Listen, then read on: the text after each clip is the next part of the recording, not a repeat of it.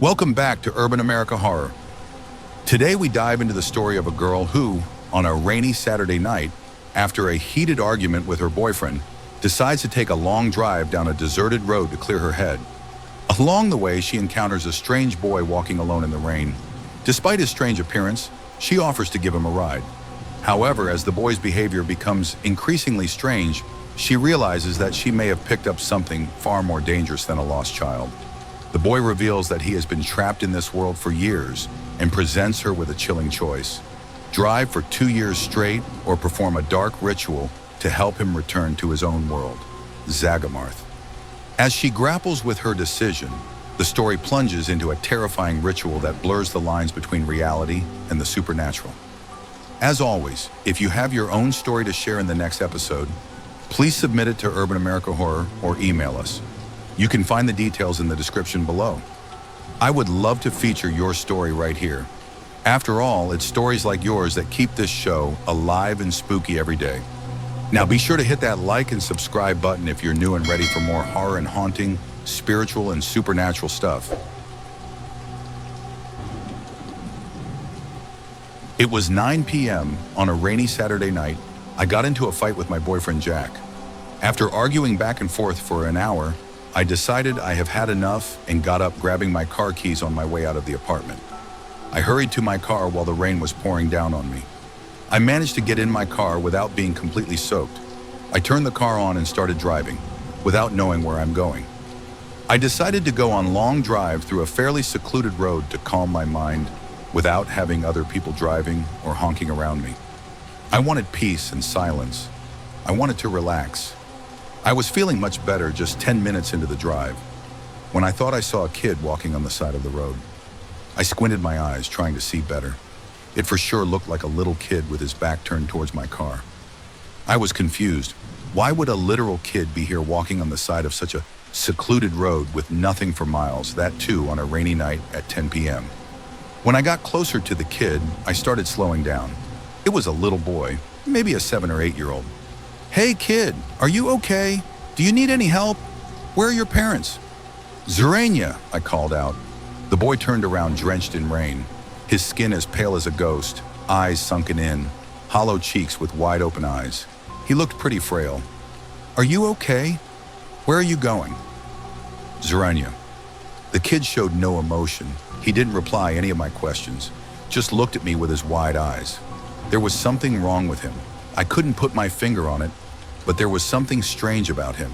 I asked again, "Do you need a ride? You want me to take you somewhere? To your parents, maybe?" After a few seconds, he finally nodded and started slowly heading towards my car. I opened the door and held it open for him to get in. He looked painfully cold. I had an extra coat on my back seat, so I grabbed it, offering it to the boy to wear. He took it and started putting it on. It was obviously too big for him, but he needed something warm to wear. "So where do you need to go? And why are you alone on the road at this time?" Zerania. He offered no explanation and quietly said, "Down the road."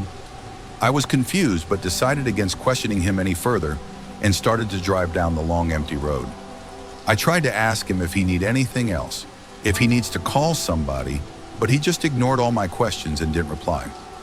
A few minutes into the drive, he started acting weirdly, yawning and opening his mouth way too wide. Nearly impossible for an adult, let alone a kid. He started fidgeting with his fingers, and when I looked at his hands, they looked out of proportion. The palms were way too small and the fingers way too long. His index finger must have been 6 inches long, and that was not normal at all. I started feeling nervous and, to be honest, scared. I picked up a kid walking down a secluded road on a rainy night all alone.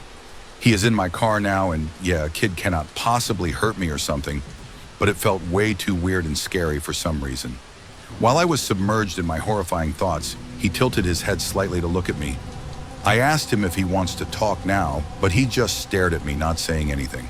He kept staring at me for what felt like forever, but probably would have just been 2 minutes. He finally started opening his mouth to talk. I looked at him as he opened his mouth. His teeth were extremely sharp. Too sharp for a human, he spoke. "I am not what you think. I'm sorry." For a moment, I felt like I couldn't breathe.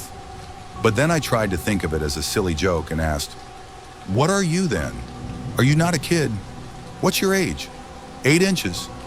Zerania, letting out a laugh. He nodded his head no and spoke, I'm 89. I laughed it off, telling him he's a naughty kid, and I love naughty kids. My nephew's an extremely naughty kid and says things like that. He looked at me and said with a stern tone, I'm not a kid. At this point, I was sure I've put myself in a dangerous situation, and I'm gonna have to pay for it somehow. I should have called the police and have them deal with this, I thought to myself. The boy started reaching into his pocket and pulled out something looking like an old sack. It looked impossibly big to fit into his little pocket. He reached into the sack and pulled out something looking like little spherical chocolate chunks with something golden scattered in it. I looked at him confused. Thank you for helping me. It's for you, the boy said. I didn't know what to do, so I stretched my left hand out and he placed the tiny spherical things on my hand. Not knowing what to do with them, I put them into my coat pocket, smiling weirdly at the boy and thanking him. He then started to close his eyes while whispering something to himself. At this point, I was just ready to drive through this freaking road, and when the road ends, return this kid to his parents, maybe up to somebody he knows, and just go back home, cuddle my BF to sleep. I couldn't wait to get out of there. The boy slowly started talking again. You don't know what you are getting yourself into yet. He sighed. You have to keep driving until you can. This road won't end anytime soon, but you have to keep going. I have been walking down this road for 5 years now, and you are the first person to be able to see me.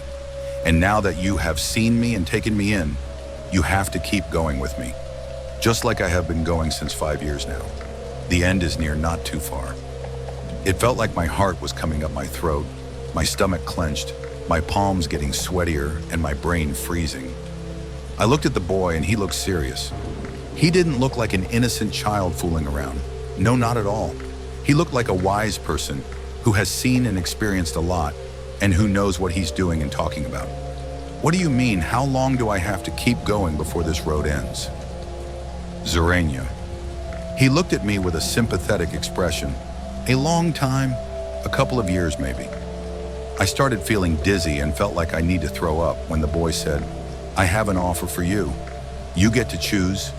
You can either drive and take me to my destination, which will take no less than 2 years, and then you can go back to where you came from, or you can accompany me in a ritual that will make everything easier for us. But I need your participation in it. What kind of a ritual? I asked. The boy stared out of the window for a while before he began to speak. You and I need to break the barrier between your world and my world, so I can cross it and enter my own world. Barrier? What kind of a barrier? And what world do you belong to? I asked. The world of Zagamarth. It looks almost similar to your world that we are in currently, but simultaneously it's exactly the opposite. The residents look like humans, unless you look closely, pay a lot more attention. We seek exactly the opposite of what you people seek. We thrive in sadness and despair. For us, darkness and death is what's light and life for you people. I looked at him confused. I couldn't wrap my head around a single thing he said. What do we need to do? What's the ritual like? Zerania, I don't know what you're saying. I just wanted to help a little kid on the side of a secluded road away from civilization. I didn't sign up for all this shit. I need to go back home. I can do any of this. Zerania, I blurted out loud, frustrated. You can scream, cry, do whatever you want to, but nothing can help you except doing what I'm telling you to. You sealed your fate the moment you stopped for me and started talking to me. The moment I looked directly at you, he said in an impossibly calm tone. I don't know. I don't know. Why? Why just me? You said you have been walking for 5 or so years, whatever. So why now? Why me? You have been chosen. When we accidentally cross the barrier and enter your world, we become invisible. You people cannot see us. There are and have been thousands of us walking among you trying to cross the barrier. It takes years, if not decades. While we are invisible to you people, there are still some people out there like you who can see us, who can hear us and feel us. You are one of them, and you are now going to be my savior, he said, looking directly into my eyes. Your savior? I cannot even save my own self. How would I save you? Something out of this world? I said, annoyed at my own self now. You'll see. Make up your mind first. Would you like to drive non-stop for 2 years? Or perform the ritual and end it right now? Swing, he asked. I started thinking about it. Going to drive for 2 years and then getting back to my life. What life? Nothing would be same till then. My apartment won't be mine anymore. My job gone. My BF will move on, and my friends and family will assume me dead. There will be nothing left to go back to. I looked at the boy and said, I will go for the ritual. I'll do it. Let's just get it over with and let me just go back home. He nodded, looking satisfied. Thank you, it'll save me some time. I have been waiting for you since years now to be able to perform the ritual and get back to my realm, he sighed. We need to stop the car now and get out to perform the ritual before sunrise, he said in an excited tone, his eyes shining. I parked along the side of the road and stopped the car. The boy got out in a heartbeat without even waiting for me. I got out and followed him, the rain pouring down on us. Where are we going? Zrenia. Keep walking until we reach somewhere far away from the road, deep into the woods, and keep in mind to not look back or around much while we are walking. There might be someone else present from my world stuck here as well. And now that we both know you can see us, if you happen to look at him, you'll be responsible for getting him out of here as well. Oh my God, what in the fucking hell is this situation right now? Another one of you people? I just can't. I kept following him, looking down while doing so, in order to make sure that I don't look at anyone else from his world. Within minutes, we were deep into the woods, far away from the roads. Everything looked and felt so eerie. I couldn't hear anything apart from the rain pouring down. There was no other soul in sight. After walking for a while, the boy stopped and turned around to face me. You need to be brave in order to do this. You need to trust me and not question me. It won't take long. But in case we fail to complete the ritual before sunrise, we'll have no other choice but to drive for 2 more years at least. The ritual only works if performed on the same night of the meeting, the same night we meet our saviors, he added. Taking a deep breath, he asked, Are you ready to perform the ritual of Sargharath? I had no other choice but to go along with it and perform this damn ritual of Sargharath. Whatever. I looked at him, taking a deep breath. I'm ready, let's do it. We have got 4 hours till sunrise. We need to keep that in mind. The very first thing we need to make the ritual successful is blood. It can be any blood, any animal's blood, human blood, whatever, he said, looking around. How are we going to get blood now? I don't see a single animal here. Not that I'm going to kill a poor animal for a ritual. We have no choice but to offer my own blood, I said.